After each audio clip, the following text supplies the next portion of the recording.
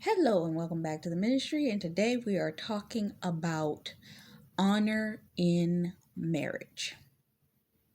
Marriages are not taken seriously in today's society. This is something that we know, this is something that we understand, and this is something that we have learned over time that the way society teaches marriage, it is something that can easily just come and go. We've seen, if you look at people's lives, there are stages of marriage. You have the average person, 9 times out of 10, they'll meet, they will court for a period of time, which is 9 times out of 10 long. It'll be a year, 2 years, 3 years, 4 years. I knew somebody when I was in high school. It was a professor or a teacher of mine, and she was engaged to, this is the engagement. She reached the engagement, and the guy was engaged to her for 9 years. Should never take that long. Never.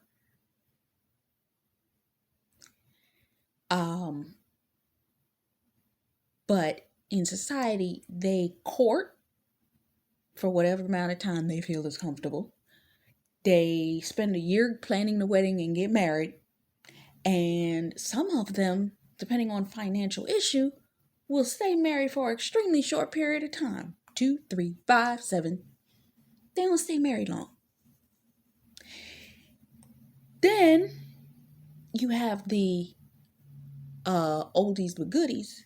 The ones that they grew up seeing their parents married. But here's the catch. They saw their parents married, and their parents' marriage stayed together for years upon years upon years upon years. But they also saw trauma in those relationships.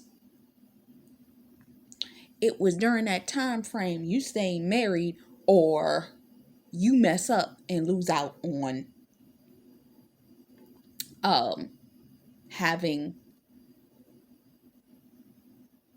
your life secured.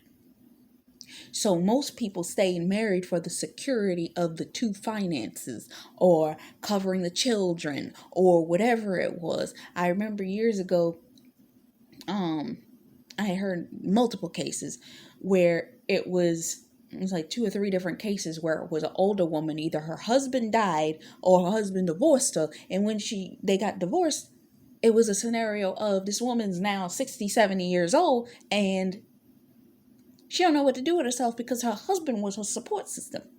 And this is how I believe the feminist movement ended up coming into play, because a lot of people were like, no, I'm going to be married and now he's going to have his income and I'm going to have my income, because if something would ever happen, I got something to fall back on.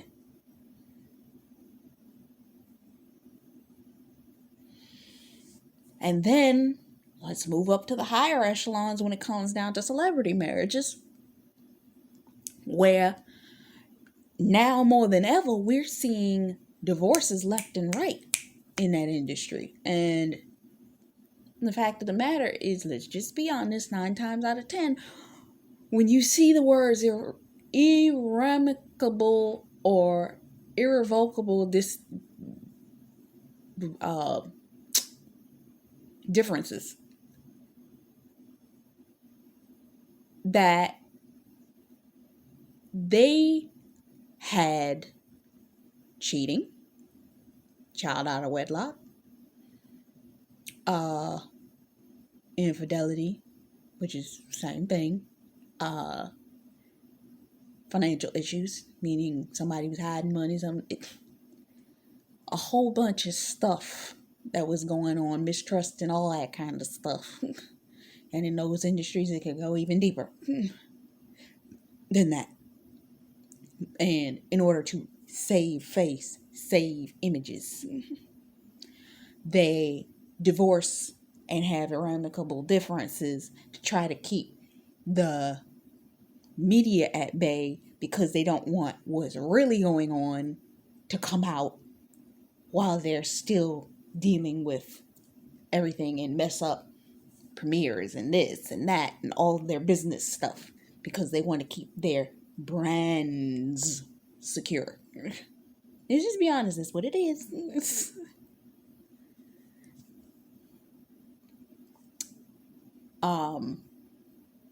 But nobody in those industries that I've seen is staying married because of the fact that they are trying to build longevity and the marriage means something. They're looking at it as a contractual agreement. And when they feel that, because this is what prenuptial agreements and all this kinds of stuff is about. It's like we made a contract between one another in order to get married for this reason. And we break this contract, I'm out.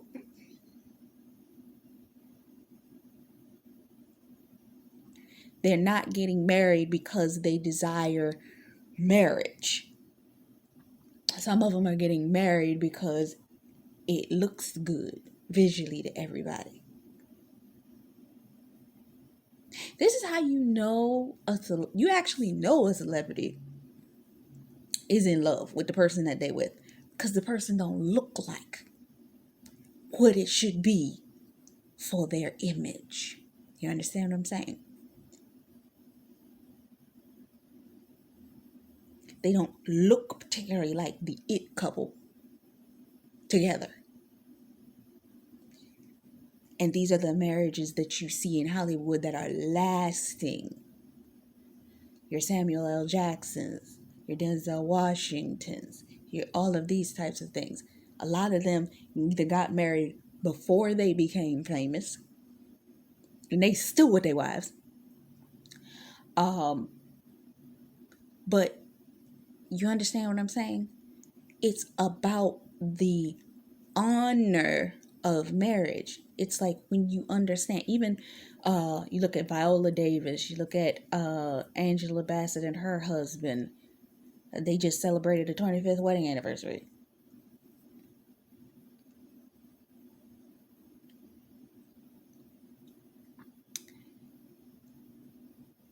In those industries, longevity, when you got that fight behind you,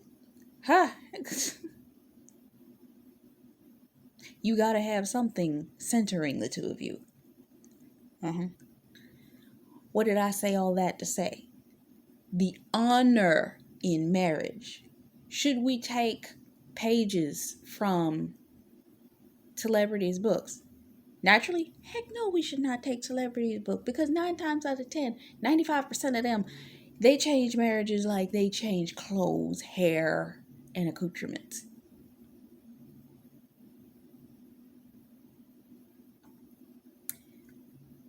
But the fact of the matter is that your marriage is the most important relationship that you're going to have. You need that person in your life that's going to be there for you, support you,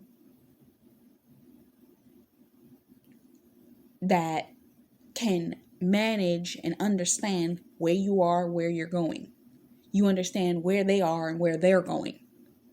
And that you are coming together to lock arms, to move together in a pace. Because if you're coming into a relationship, you have to have the end goal in mind. You know you're going to have kids.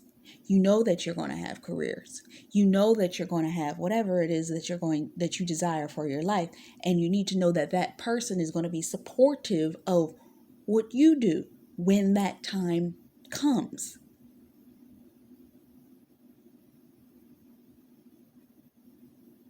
And isn't just going to have you come into the relationship and ignore you. You were a person before they met you, and they were the person before you met them. Some of them may want to shift, and you also want to shift. But you have to understand that your dreams and goals are at least very much in alignment. That encouragement and that support's going to be there. And what happens when children come into the picture? How are you desiring? Your vision for life needs to be similar.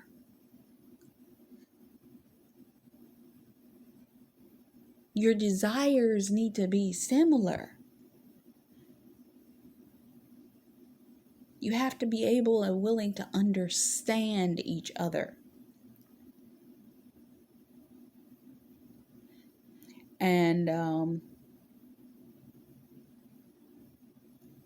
it's about knowing that you want longevity for this thing. That this isn't going to be a whamsy-pamsy, we're going to get married and then we only going to stay married for about 5 years. Because if you're doing that, then the only reason y'all got married is because you wouldn't look good for a minute.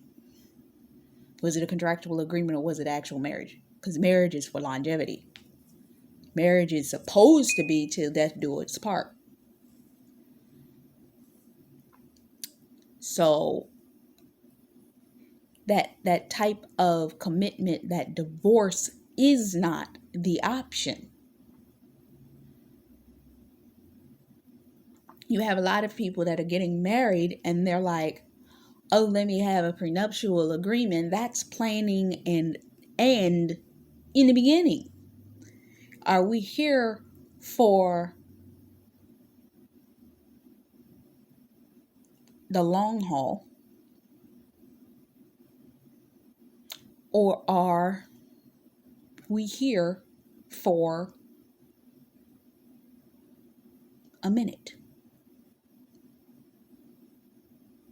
A short-term decision with a long-term consequence.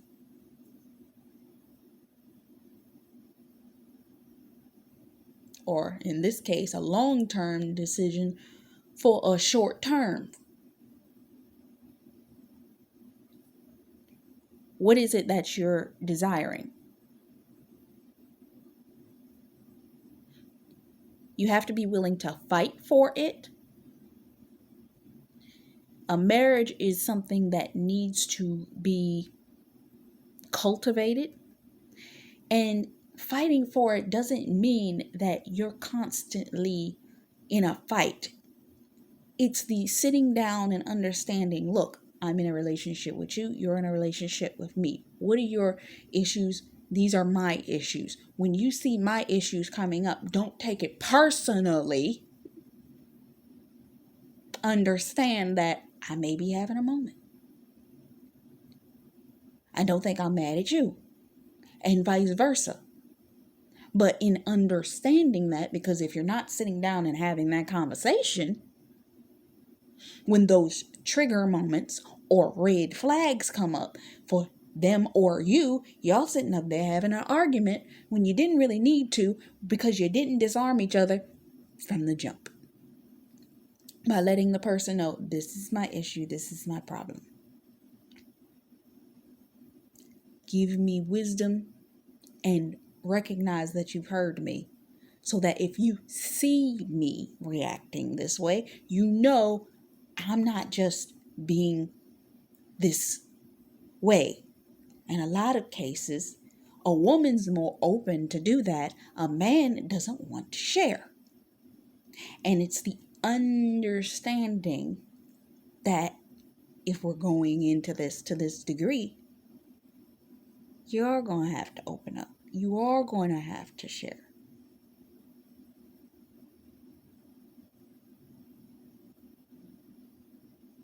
You are going to have emotional triggers.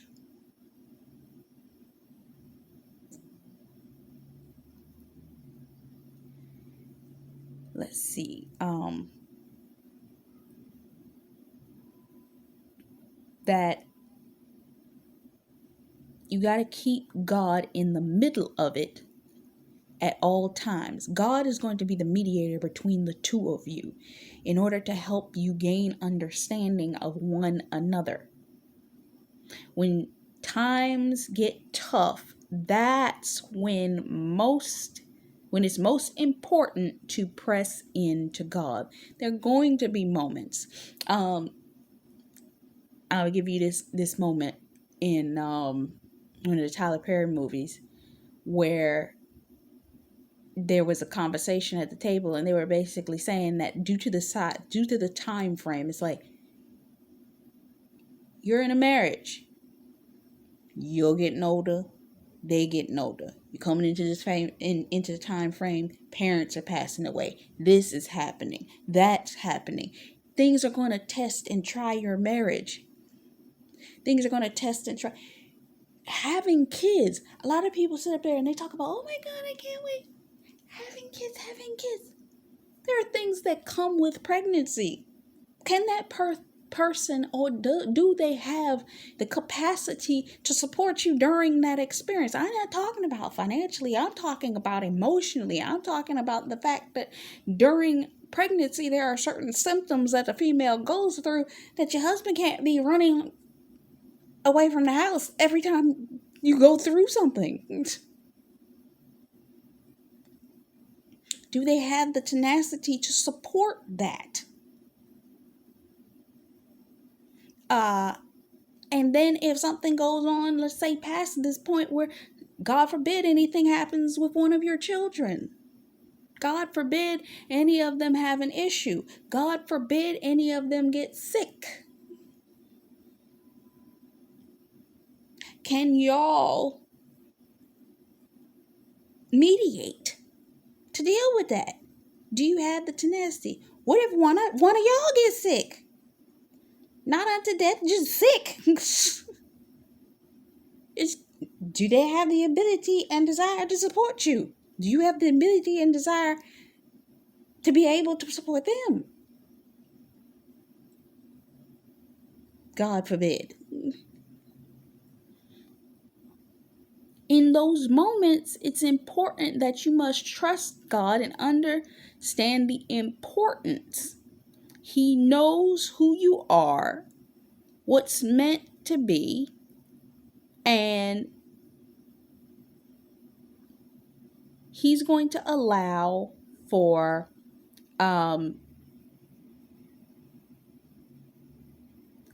He's created the woman for the man and the man for the woman. Man is not supposed to be alone. So God also did that so that when we seek a spouse, God will bring the wife unto the husband. He also will make sure your life story is similar so that you're fitting. It's not about financial status. It's not about that. God's going to make it that irregardless of what financial status, you could be in one financial status, they could be in a total opposite financial status, but He will bring forth certain series of events between both of your lives that match up in such a way that you will have points of contact when you are getting to know each other that will be like, wow, this person lines up with me so well.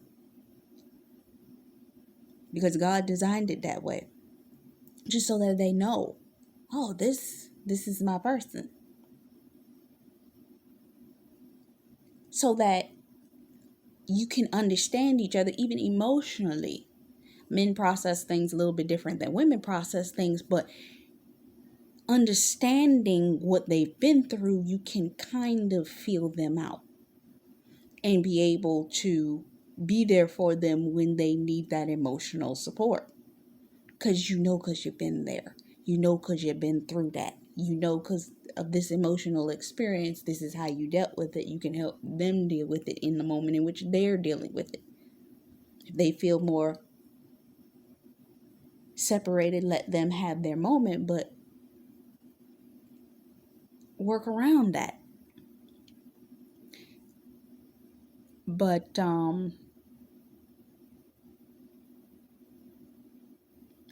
He also will make sure that your life stories are similar so that they fit, and the narrative to where you're going will align perfectly.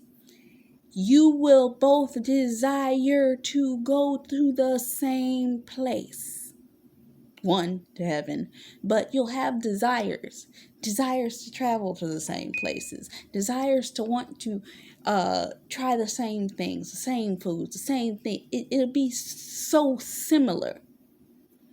Everybody loves talking about Sierra and her husband, and I remember listening to one of their stories, and I remember that their first date, he had left for the evening but was going out to meet, I don't know whether he was meeting his friends or was just getting ready to go home, and said to her, all right, he called her back and said, I'm going to this place to get some burgers, what you want? And she was like, I wouldn't mind a burger. And she told him the order that she wanted, and he says, stop, I eat my burger like this. And she's like, stop, you eat your burger the exact same way I do. The little things God will make sure are perfectly aligned.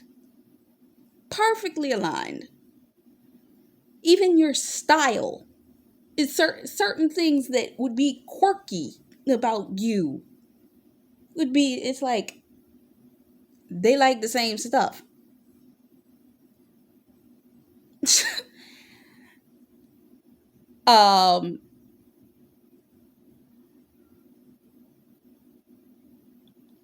This allots for you to better grow together.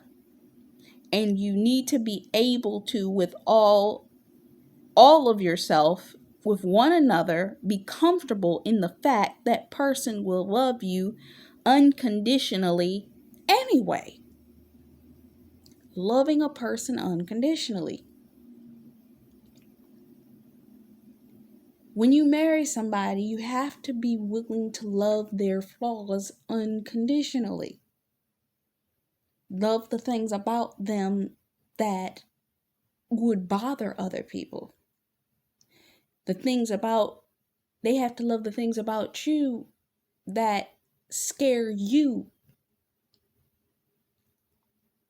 There are things that even I get concerned about, and I know the Lord in this season of my life has been trying to calm me in relation to those things, because it's almost like he's trying to say, I know that you're concerned about things, but your God ordained spouse isn't going to be concerned about that the way you are.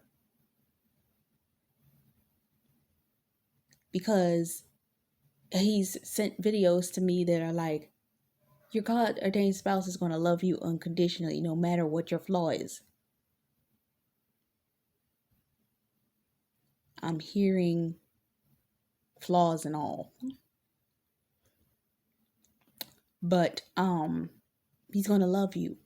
He's going to love every part about you. And you him. And another video title I saw, he's going to be gentle with you about the things that bother you. He's going to cover you. I believe the thing that has had me in a passive aggressive phase, even myself, has been like, I'm concerned about a lot of things with me that I would feel that he would be concerned about. And it's like the Lord has consistently, even dreams and visions have kind of given me that element that those things aren't going to bother him like that. It's not going to be what you're thinking.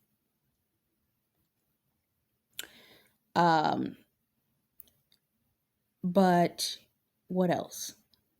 Trying to make sure I'm following our time.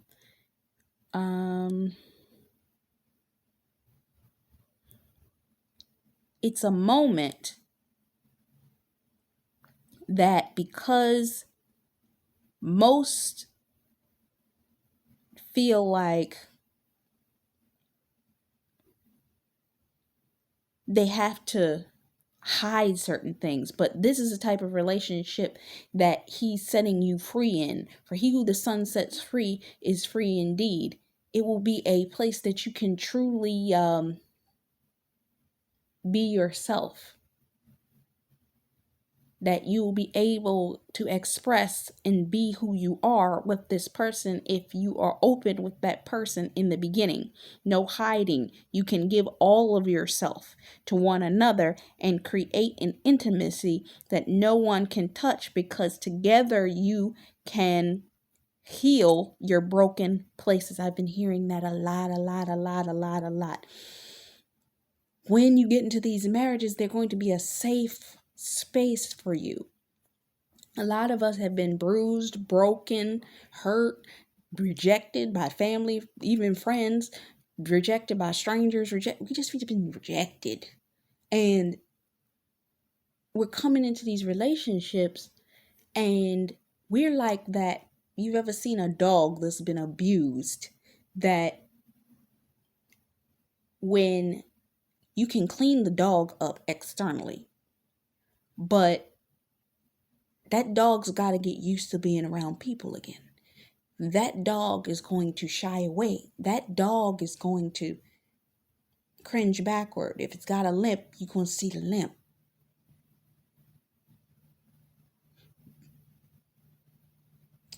Those of y'all that I just did Lady and the Tramp the other day, when in the end of the film, the tramp, who was a covered, very furry dog, he was injured and he was limping on one of his feet from the injury that he had. And he was cautious before even going to her lady's owners. It's like these people are coming in from places and emotional spaces that they got a limp. And they're dealing with that. And so are you. Some of us don't get all high and mighty and prideful thinking that you ain't got nothing else that you need to heal from. I've been with God. I've been praying. I've been doing the thing. You still got to heal too. There are parts that when being in the relationship, when they express themselves of the things that they've been dealing with, it's going to open up certain things that you've dealt with but may have suppressed because you're like, I'm good here. God's going to allow that to be tested because it needs to be opened up so that the two of you can share, communicate, heal, and build strong foundation, because you fix and heal those parts. When the foundation is fully laid, when the rest of the people come against y'all, my screen went out. Yeah, when the rest of the people come against y'all, you can handle it. Matthew 7:25. Let's see how much time I got here. Yeah, Matthew 7:25, New International Version. The rain come down, streams rose, and the winds blew and beat against the house, yet it did not fall because it had a firm foundation, a foundation on the rock. This creates a rock solid foundation with God helping you through it all the way, and you will be willing to make it, because marriage is a ministry between you and your spouse. As long as a woman feels loved and your husband feels respected, you will always be okay. Getting back to what I was saying in the beginning of the video, that the reason that those marriages in Hollywood will break up is because the woman was disrespecting the man and the man wasn't making the woman feel loved. Whatever that level of love in those industries looks like to the individual person. Because there are 5 forms of love. Some of it's acts, some of it's gifts, some of it's hugs, some of it's affection, some of it's, and somebody made a point yesterday of saying this, men will give their bodies, men will give their money, but they do not give their heart. If you got the man's heart, you in a special place.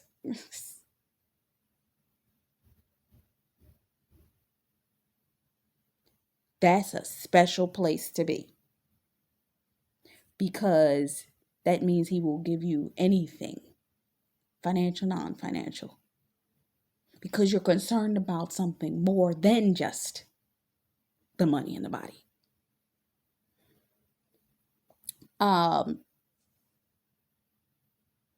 But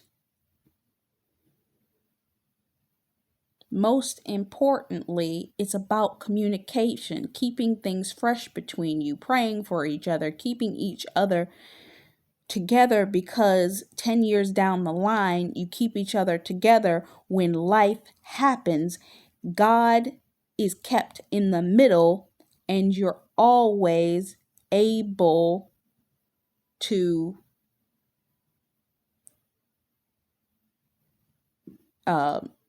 dedicate time. So having the ability to dedicate that time can make all the difference. So because I'm towards the end of this, I'm going to be ending it just about here. You have to understand that you got to have communication. You got to have the ability to dedicate the time. What was I looking at last night? Because I looked at a couple of episodes of my favorite show, and that's what it was, the show. The two of them, the Kingdom Spouse characters, I call them, they were having a communication issue. She wanted to know what was going on in the guy's head, and he wasn't really talking that much. And they were having issues because of their communication. She would get upset and just leave and be like, okay, I'm separate from you. Da, da, da, da. She kept separating herself and coming back. But then at the same time, I started to notice something. The things that she was saying to him made him want to pull away from her. Made him insecure about their relationship. One, because she kept leaving. And two, she was like, are we stuck in a rut? Are we this, that, and the other? And it eventually caused him to separate from her, because he felt that because she was saying out her mouth that, is this going to be the rest of our life? And he's like, I don't want to get you stuck in this. And because of that, he ended up eventually breaking up with her. But you got to understand your communication. How are you speaking to them? And what have they been through that affects them, that what you're saying could actually be triggering them to make them want to pull away from you and cause isolation between the both of y'all, which could later cause separation if it doesn't cause divorce. Focus on that. Understand your spouse, understand your partner, understand their wounds, and understand how you can deal with that. And the main thing I noticed is, though we did not see it on the show, they kept saying that they got better when they communicated.